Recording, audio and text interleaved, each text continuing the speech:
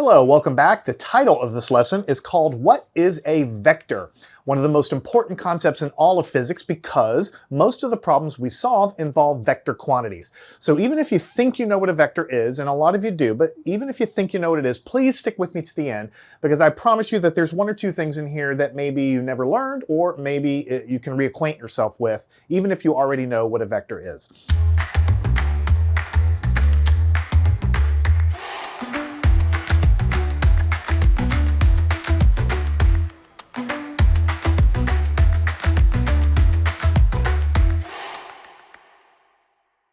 So before we can talk about vectors and why they're important, we need to talk about a simpler idea.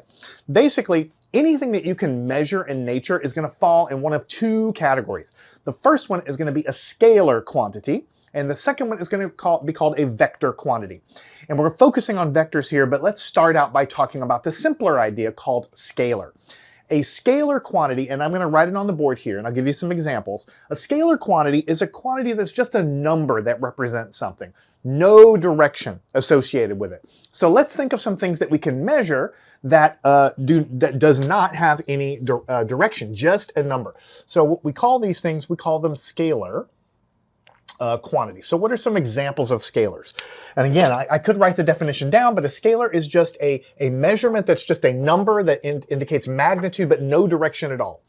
Well, probably the simplest one is time.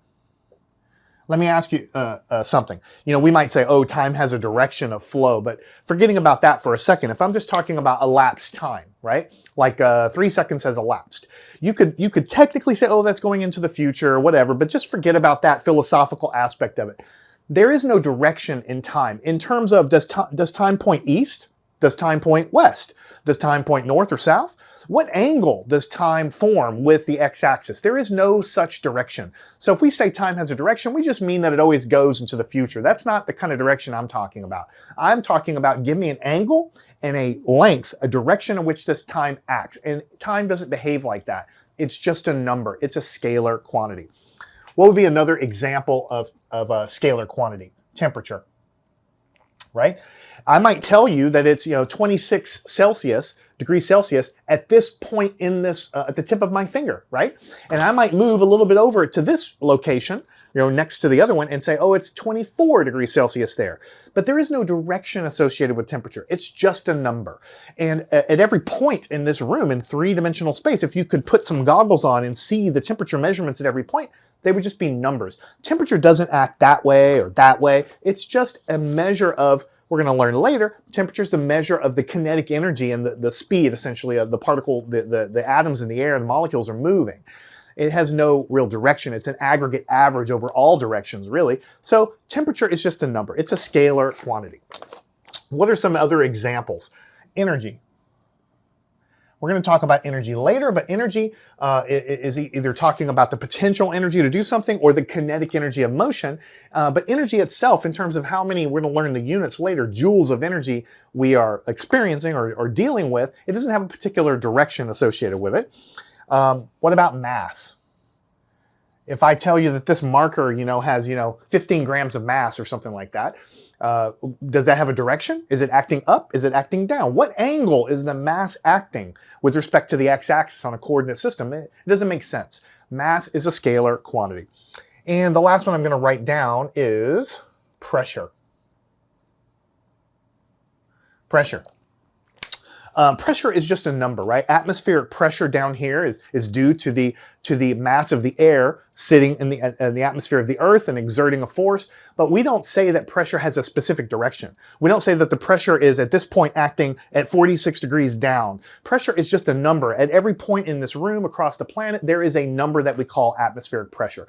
So I hope that you can see every one of these are literally just numbers. In physics, we call it magnitude. When we say something has magnitude, it just means how big is the number associated with it. They all have different units. We might have, pascals for pressure, kilograms for mass, seconds, Celsius or Kelvin here. And energy, we have joules. We'll talk about all these later, but they don't have a direction. Now we need to contrast that with vectors, which is the point of the lesson. Vector quantities are things that you, in many cases, already have everyday experience with, but there's a big difference. A vector has a magnitude, which just means it has a number telling you how big it is, but it also has a direction. And I'm going to say this about 4 times. The direction of a vector is just as important as the number, the magnitude. Number 2 time. The direction of a vector is just as important as the number. Number 3 time. The direction of a vector is just as important as the number. And just to mix it up, 4th time, the direction of a vector is just as big as the number, or the number is just as important as the direction. I say that because when students learn vectors for the first time, we kind of ignore the direction. You know, we don't really think too much about it because we don't think about vectors in everyday life, so it's easy to ignore the direction. But the direction is critically important when we talk about vectors. Now, what are some examples of a vector quantity? Let me write these on the board, and we're going to talk about a couple of these in pretty good detail in this lesson. But then as we go through the next several lessons, we're going to be diving deeper. So if you don't get it all right now, it's okay. We're going to learn how to add these things called vectors, how to subtract them. We're going to learn how to multiply vectors together. And so you're kind of learning your arithmetic over in third grade sort of math. You're learning it again in terms of vectors. We have to learn the arithmetic to be able to tackle any kind of problem in real life with any complexity. So we have this whole unit here on vectors. Now, a vector again has magnitude and direction. The simplest vector quantity that I can think of is the displacement vector. Remember, displacement is just a change in position. Now, a change in position definitely has direction, because if I start here at the tip of my finger and I move straight up, well, I've moved this far and I've gone straight up. That's a direction. And I can quantify the direction. I can say, oh, it's 90 degrees from the x-axis if I were to draw an xy plane here. Or I could say I've moved from my starting point a displacement of, 10 centimeters at such and such angle from the x-axis if I were to draw an xy plane here. I can quantify a magnitude and a direction. So the first one of these examples we're going to write down for a vector quantity is displacement, and this is one of the ones we're going to talk a lot more about in this lesson. But I don't want to start at displacement. I don't want to stop at displacement, sorry, because I want to give you the richness in this lesson.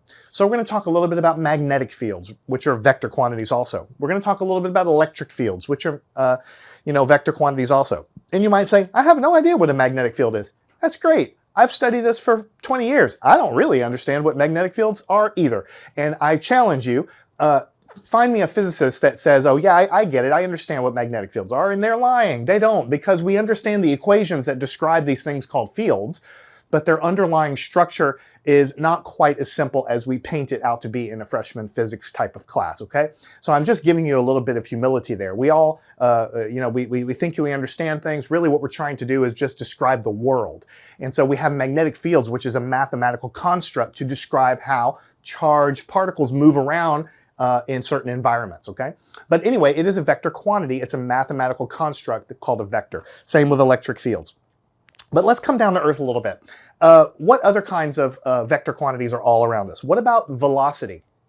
Does velocity have a magnitude? Yes. I could say 5 meters per second. That's the magnitude. But it also has a direction. I might be going 15 degrees relative to the x-axis, or I might be going 90 degrees relative to the x-axis. Magnitude and direction. So displacement is a vector, but velocity is also a vector, right? And while we're here, we can also say that the acceleration is also a vector. What's the acceleration due to gravity? It's 9.8, with some more decimals, meters per second squared. But it has a direction. It acts down. Gravity acceleration does not act up. It doesn't act at a 16-degree angle here. It acts down a specific direction.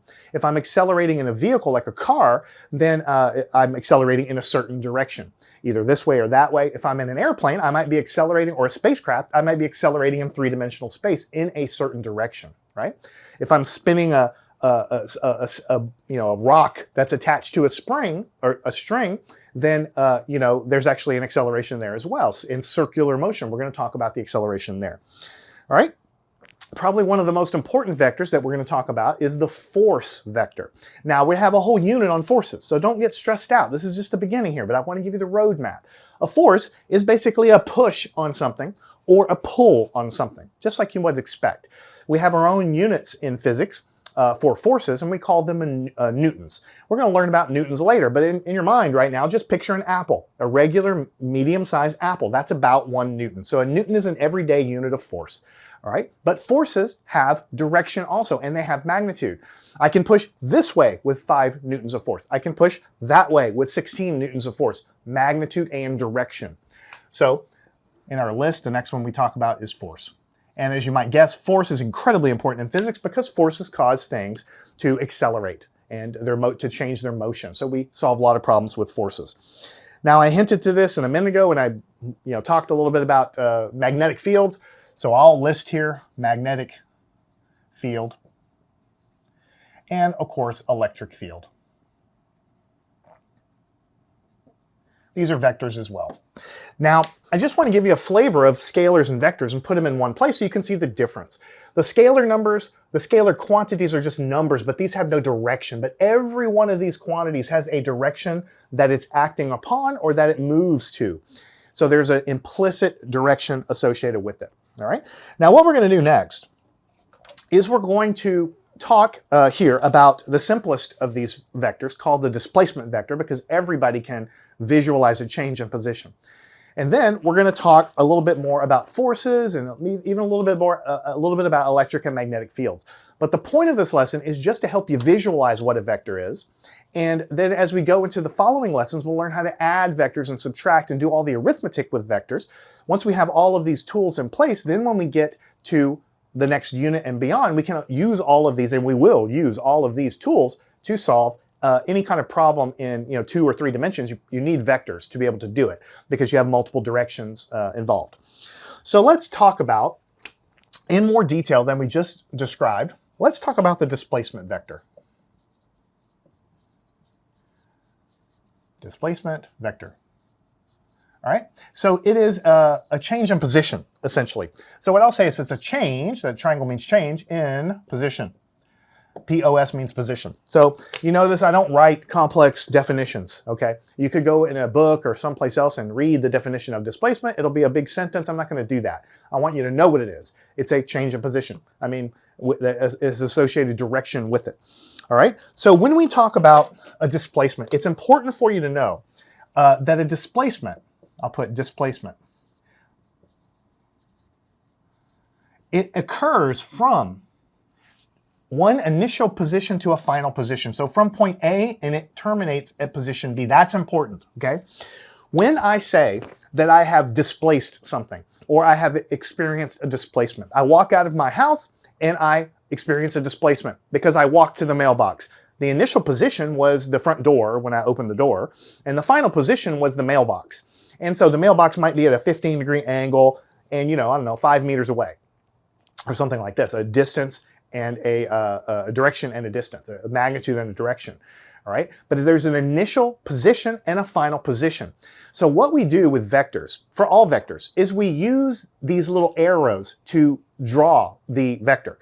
Because an arrow, it has a direction because you can make the arrow point wherever you want it to point, and it also has a length. So if I draw the arrow longer, it means that the vector has a larger magnitude.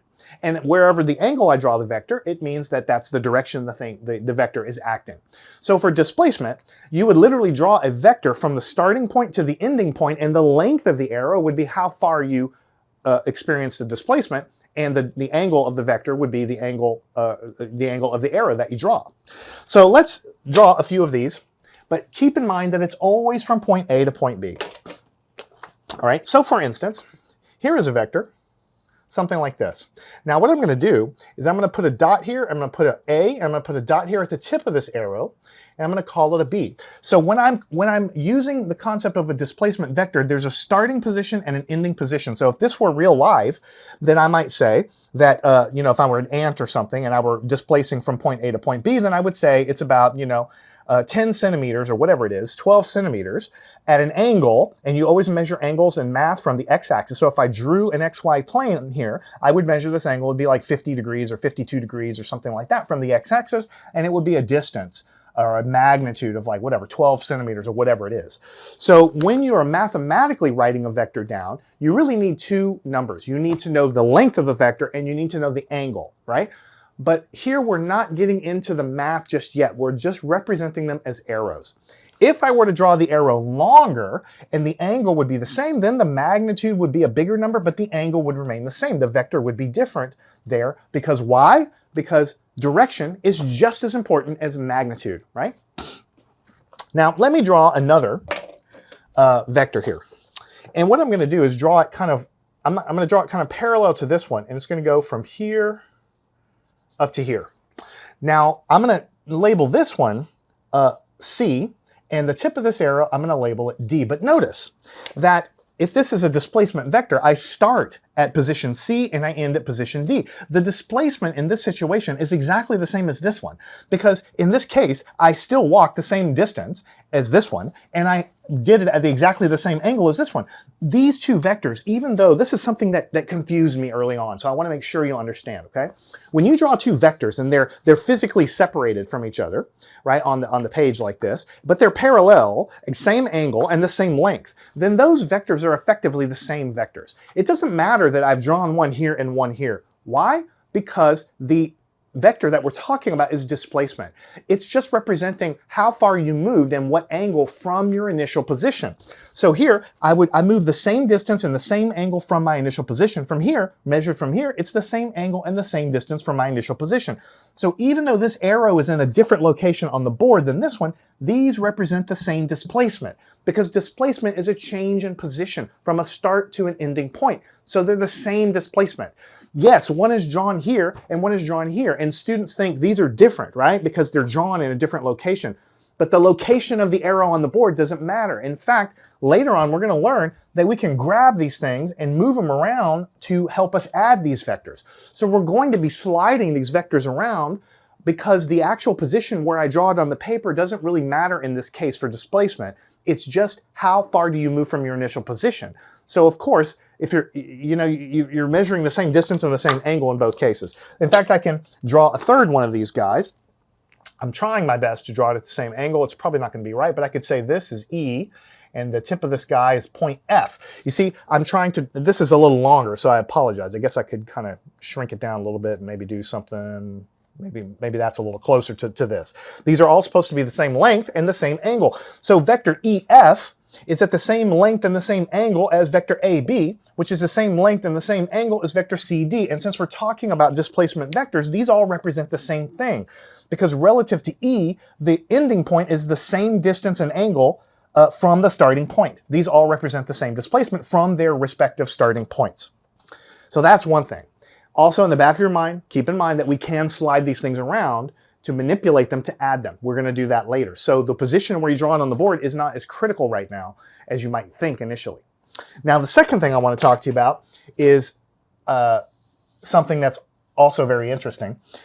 The displacement is, as a vector, the displacement only considers the starting point and the ending point. It's like if the mailbox is over there and I'm standing at the front door, okay, if I close my eye, or if somebody else is observing me, let's say, and they close their eyes right when I begin my journey to the mailbox, and then they open their eyes when I arrive at the mailbox. They have no idea where I actually travel between here and there, right?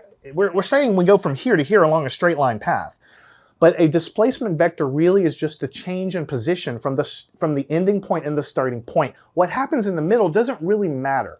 It's kind of like, I don't want to get confused with the slope of a line. I was going to talk about the slope of a line because there's some parallels there.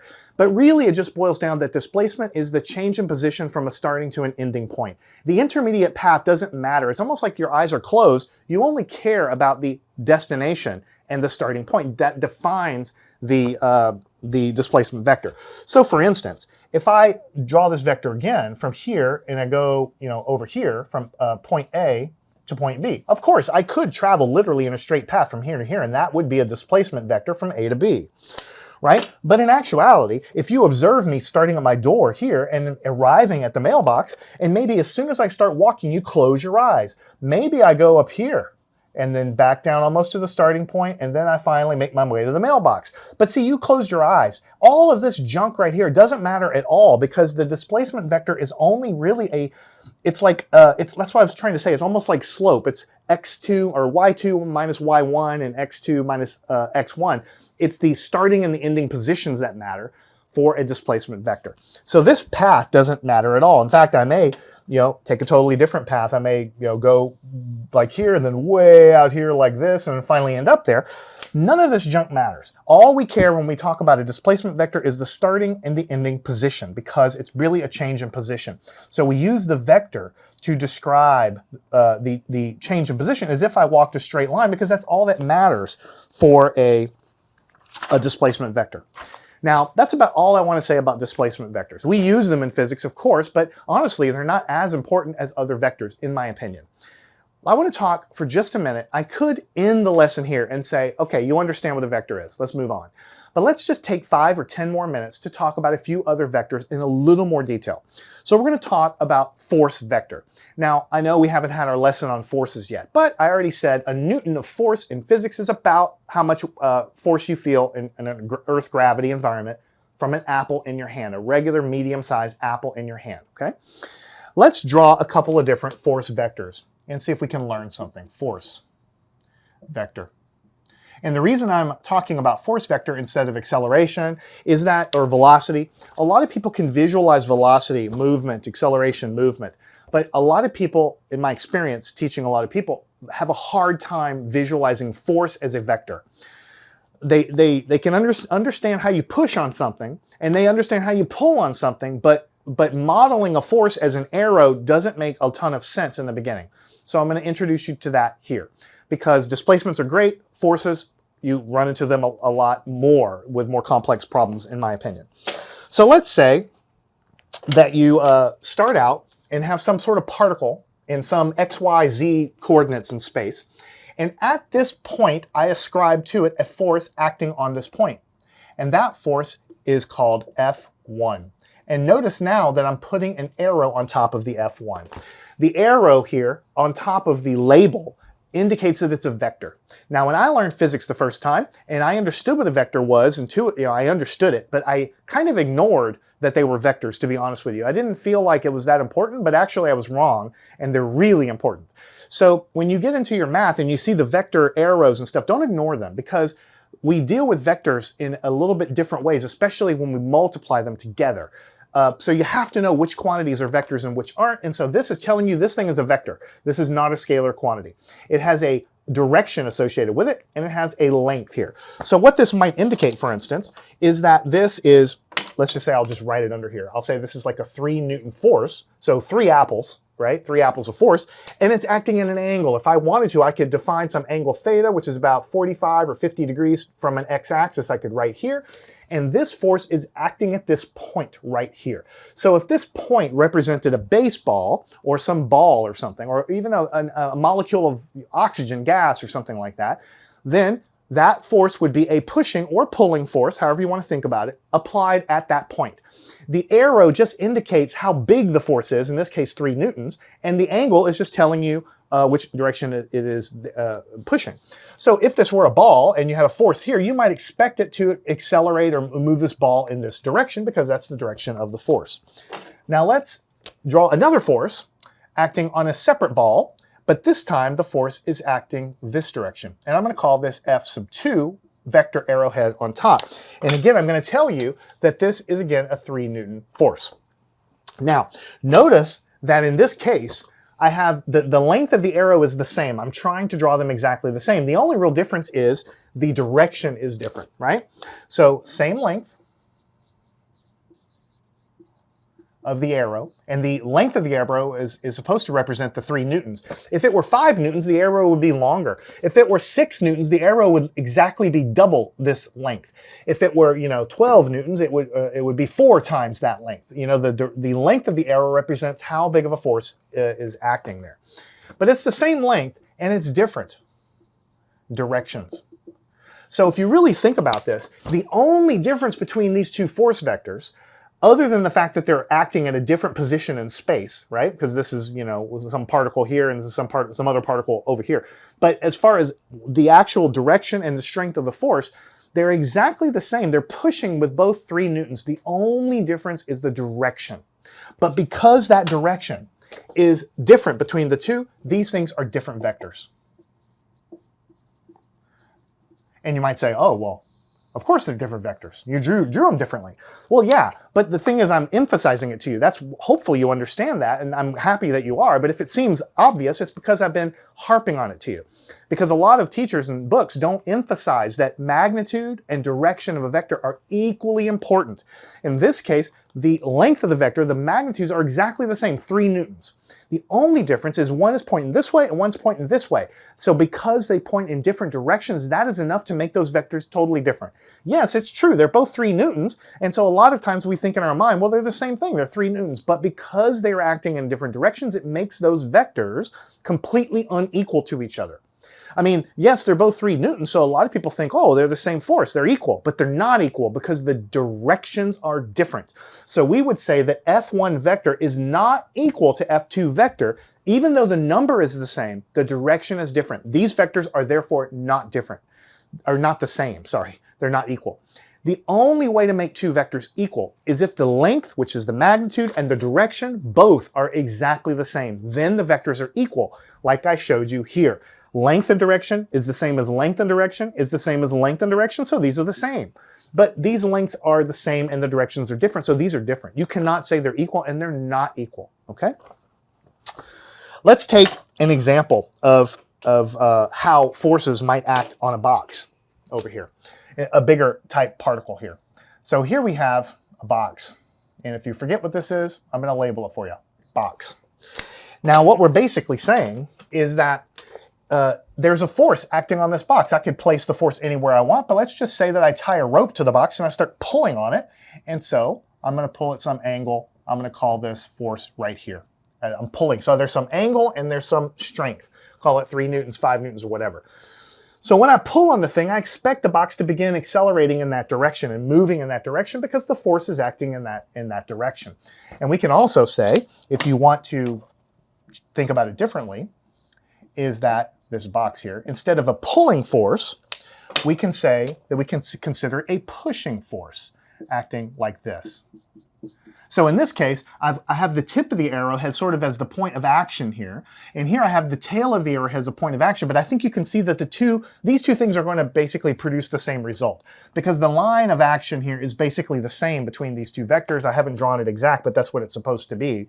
This is a pushing vector, this is a pulling vector. The length and the direction of the vector defines it.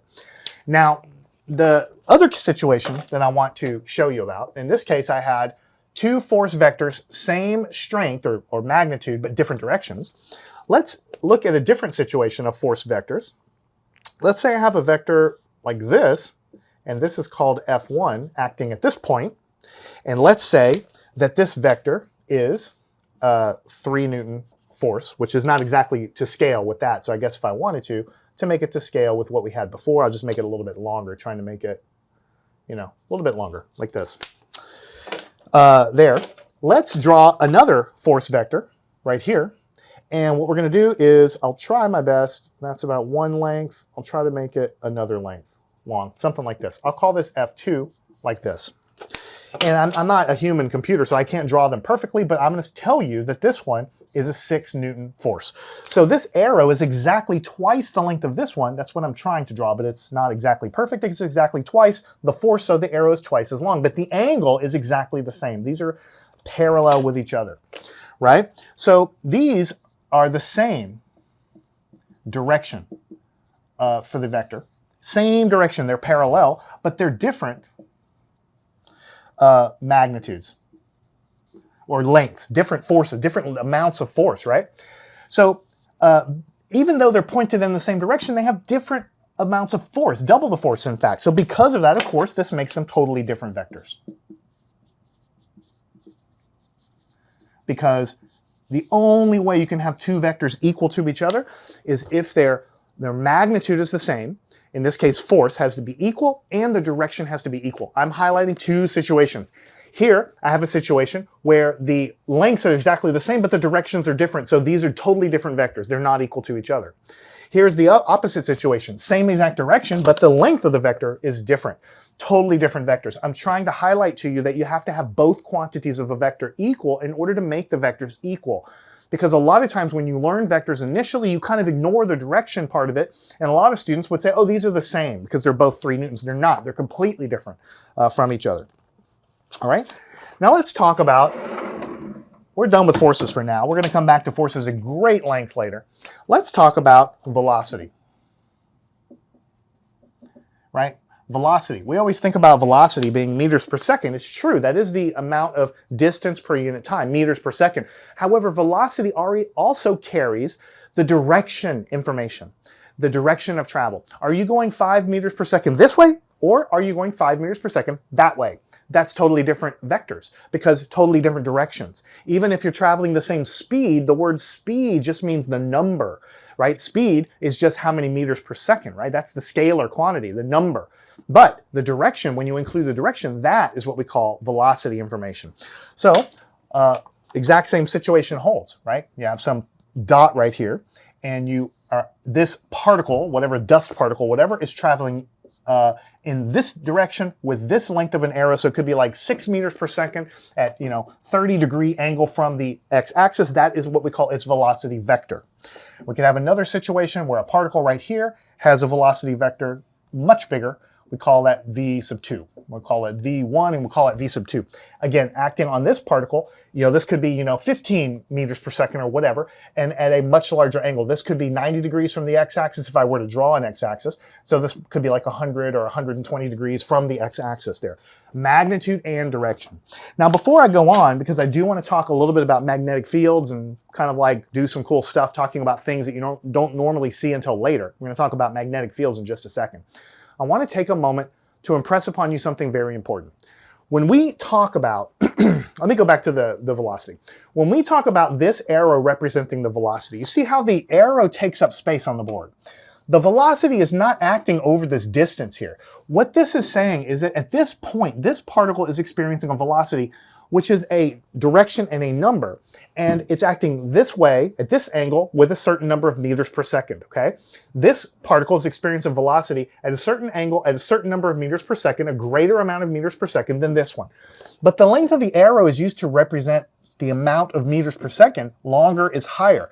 But this velocity does not extend over space from here to here. Like the arrow, what I'm trying to say is the arrow is affecting the velocity number at this dot. It only affects what at this dot is doing here.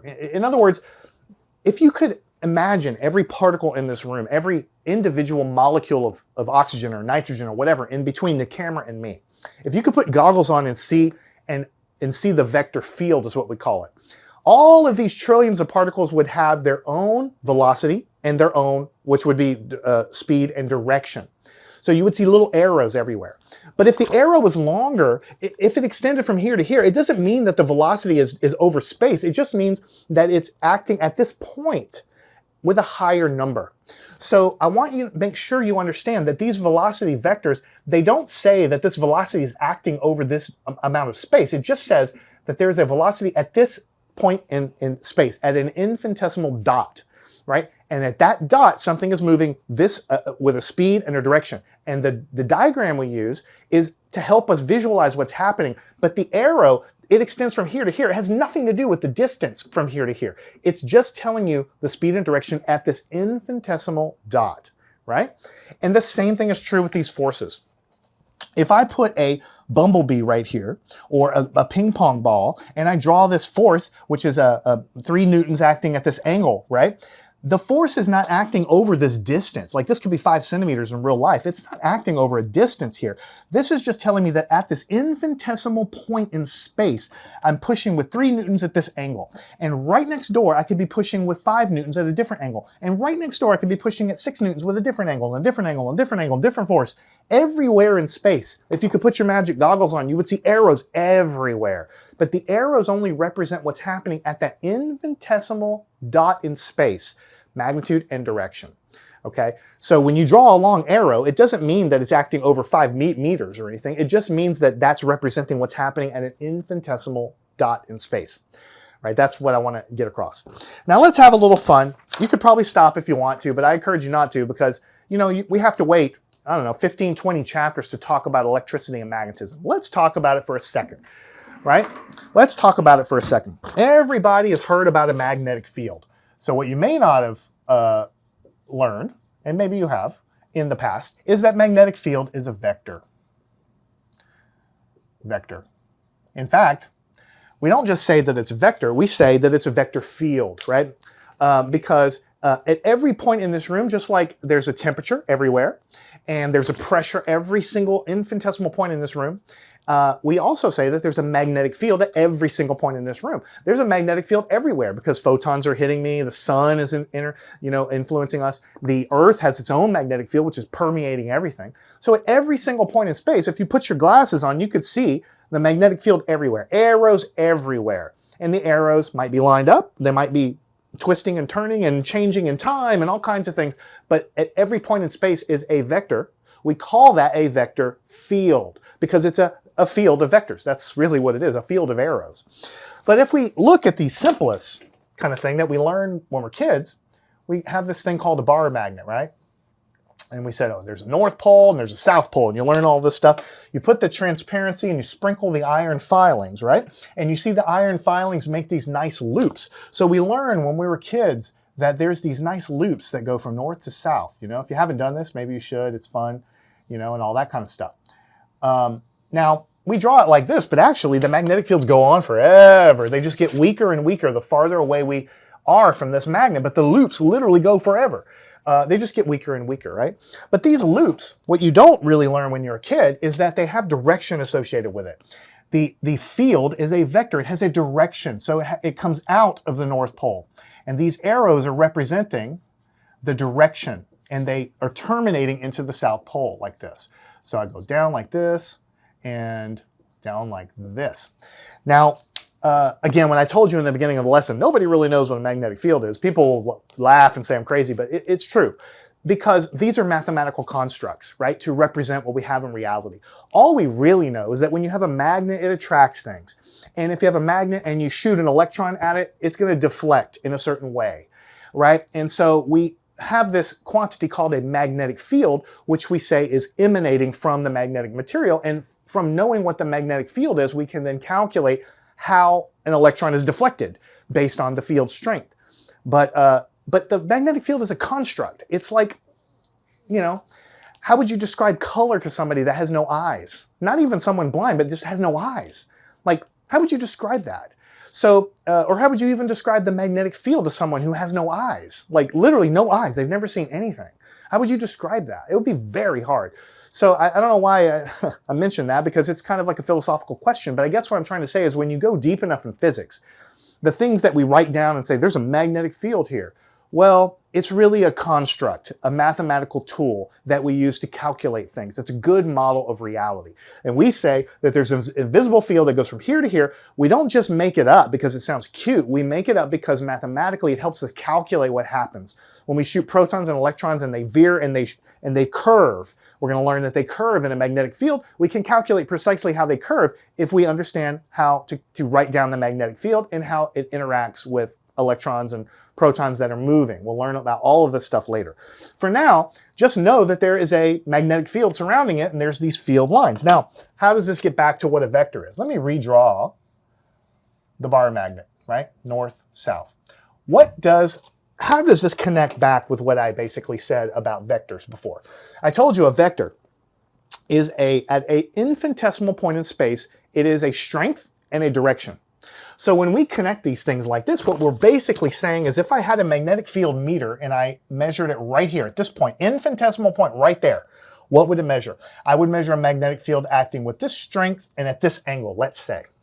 And then if I moved my meter over here and I measured it there, what would I measure? I would measure the magnetic field acting somewhere like this. It would be pointing a different direction with a different strength, right? In this case, I'm drawing them about the same, but you get the idea, okay? What if I measured it down here? Well, it would be something like this, right? What if I measured right here? It would measure something like this. What if I measured right here? It would measure something like this. What if I measured right here? It would measure something like this. You get the idea. What if I measured over here? Something like this, measured something like here, here, like this, and so on. I could go all the way around. Look what this is doing. You're connecting these things, and then we're putting these arrows on them like this. So if you individually measured the fields, then they would be pointing, and then if you connected them, you could convince yourself that it would form this closed path. So this is a vector field, right? Just like the force is representing the magnitude and the direction of the pushing that is happening on this point in space, right here, this arrow is representing the magnitude, the strength, and the direction that this magnetic field is pointing right here. But the arrow is a representation of what's happening at this infinitesimal point. I'm not representing what's happening along this direction. I'm representing what's happening at this point, at this point, at this point, at this point, at this point. I'm harping on it, right? Because a lot of students think the arrow is representing the field acting over some distance. Not. It's just at an infinitesimal point there. Right? And we could do the exact same thing for the electric field. We're going to talk about electric fields later, but you're going to learn that if I take a proton, right? Every single atom has a proton, at least one of them in there. We can isolate protons. And what we can do is say that around this proton exists what we call an electric field. And a lot of people have heard the word electric field, but what you may or may not have learned is that it's really a vector field, right? It's a field of vectors, vectors that exist everywhere in space, right? And so what would that look like? Well, near the thing, it's going to be stronger, and farther away, it's going to be weaker. So what I might say is right here, the electric field is long. Right here, if I were to measure it, it's a longer arrow, right? If I were to put my electric field meter right here, at this point, it would measure some electric field in this direction with a very high strength, right? And you see how it has radial symmetry all the way around it, right? Because that's the way the universe works, and we're going to learn more about it later, right? What if I instead go a little farther away? I don't want to get in the way of these arrows, so let's go a little farther away. What about right here? Well, it's going to measure radially away some electric field, but not quite as strong. Not quite as strong. Not quite as strong. What if I go out here and measure it again? Well, it's not going to be as strong as that one. So the arrow is a little bit shorter. You see what's happening, right? What if I go way out here? Way far away, maybe like a light year away, or I don't know, maybe that's too far. 100,000 kilometers or something like that. Well, the arrow is going to be really, really, really little, okay? Smaller than I can draw it right here. So the electric field drops off in strength as you get farther away, just like gravity does, right? And because of that, the arrows are small. But the radial symmetry is still happening all the way around electric fields. So why do I do that? Well, I want you to understand where we're going a little bit. I want you to understand that we learn these vectors because they have applications to so many things in physics. If I just did this like a normal textbook, I would just talk about displacement vector, which is boring. But you would say, okay, great. And you would, oh, maybe I'll learn it. Maybe I'll use it. Maybe I won't. And you flush it, the knowledge maybe. But then we talk about forces, and you're thinking, well, I'm probably going to use forces in physics. And you say velocities, I'm probably going to use velocity in physics. Oh, electricity and magnetism, that's pretty important. And vectors are there too. So then maybe you pay attention a little more because it's really used everywhere. Every branch. I can't think of too many branches of physics that don't use vectors some sort of way, right? So in this lesson, we've learned what a vector is, what a scalar is. We've drawn vectors. We said a vector can be represented by an arrow, which represents its length, and a direction, which is, as we're going to learn later, is just always going to be measured from the x-axis. Just like any angle in geometry or trigonometry you learned in the past. And right now we're just drawing them and getting you comfortable with different kinds of vectors and what they're used for. But the end game, where we're going, is we're going to be adding these vectors. We're going to subtract them, we're going to multiply them, we're going to divide them. Let's just take a thought experiment. What's going to happen if I take another proton? If I drew another one over here, it would have its own electric field emanating from it, right? Well, when I move it close, what's going to happen? Well, we know like charges repel, so it's going to try to repel. But you see, if I moved it over here, I would have an electric field emanating from it.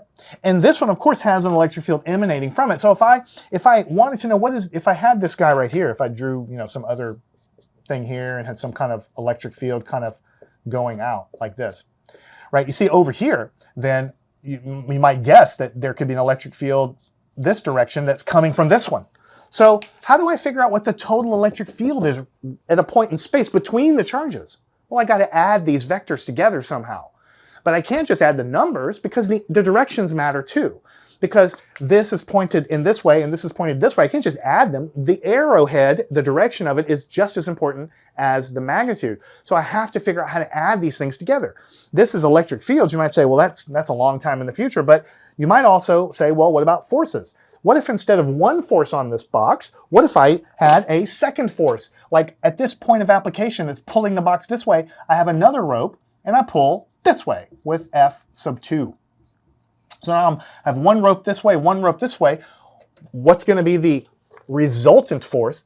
When I add these two together, you can say that when you add them together, they're going to add together to be replaced by a single force, which will act at some angle, right? How do you add those vectors together? What if I had another force? What if I had another one right here, another one right here? I can add any number of vectors together and figure out what their sum is. And then instead of dealing with all the individual vectors, I can just deal with their addition, their sum, which we learn later. We call it a resultant vector. So we have to spend some time adding vectors. So this lesson was just about what a vector is. Follow me on to the next lesson. We're going to learn how to add vectors together. Learn anything at mathandscience.com.